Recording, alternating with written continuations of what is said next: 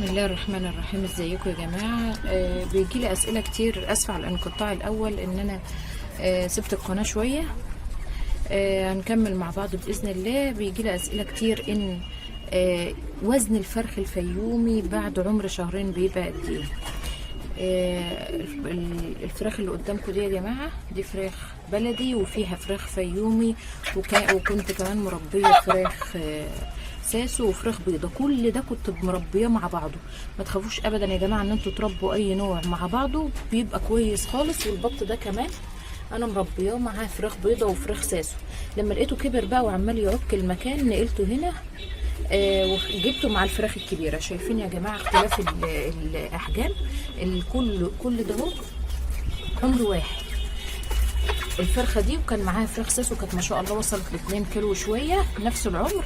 الفراخ البلدي هي اللي فضلت زي يعني ما كبرتش قوي. وفي فراخ فيومي برضو كمان.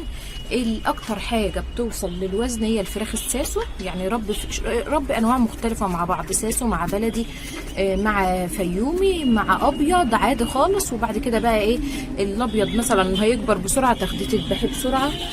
عندك هيجي بعده الساسو تاخديه بقى وراه ويتبقى معاك الفراخ البلدي، يعني بحيث ان انت ما تضيعيش تربيتك على الفاضي. لو خلصت الابيض تلاقي الساسو، خلصت الساسو يكون الفراخ البلدي اتربت معاهم، وكمان يعني ينفعوكي في البيض بعد كده باذن الله.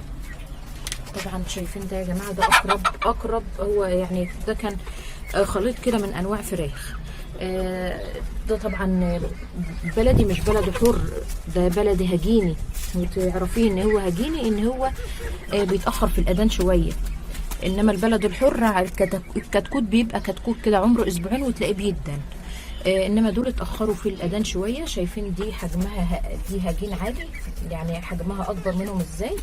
شايفين هم كلهم نفس العمر. ودي طبعا فراخ بلدي. ده اقرب، ده عايزه اقول ده اقرب للفيومي. الفيومي الذهبي. دول كلهم ما شاء الله عمر شهرين كده مثلا واسبوعين. طبعا الديوك دي مش هينفع اسيبه غير ديك واحد وهذبحه باذن الله. هذبح الباقيين باذن الله. دول 4 ديوك ما شاء الله. البط ده بقى يا جماعه انا مربياه مع الفراخ اللي هوريها لكم دي. تعالوا معايا كده هوريلكم الفراخ اللي انا مربياه معاها. بس لما لقيتهم بقى بيعكوا المكان زي ما قلت لكم غيرت المكان، نقلتهم في مكان تاني بقى مع الفراخ الابيض. انا كنت مربياهم مع الفراخ دي ما شاء الله ما شاء الله. دي فراخ ساسو زي ما قلت لكم على ابيض اهو. كنت مربيه معاهم البطتين اللي طلعوا دول.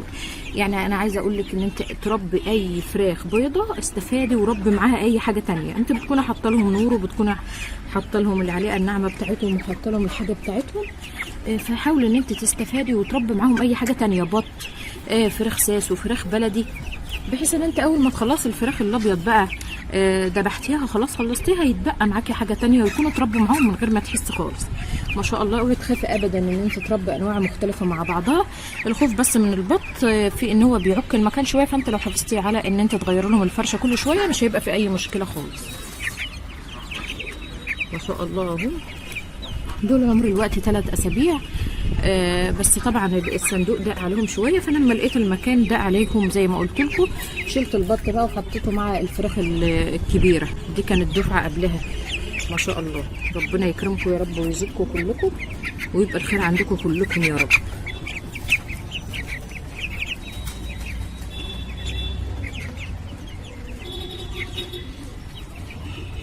بالنسبه بقى للوزن يا جماعه اللي انتوا بتقولوا الفراخ الفيوم بتبقى وزن قد ايه عمر شهرين.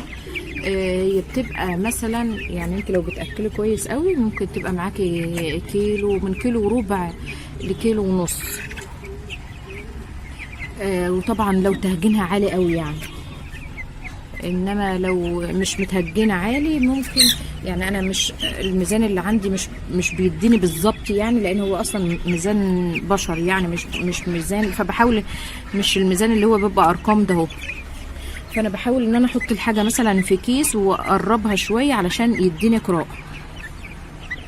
بس طبعا اكتر حاجه تجيب وزن هي الساسو. ما شاء الله الساسو بيدي على عمر شهرين وزن مرضي جدا تذبحيه. فانت لو ان انت عايزه تربي كلحم، ربي ساسو افضل على طول مباشره يعني.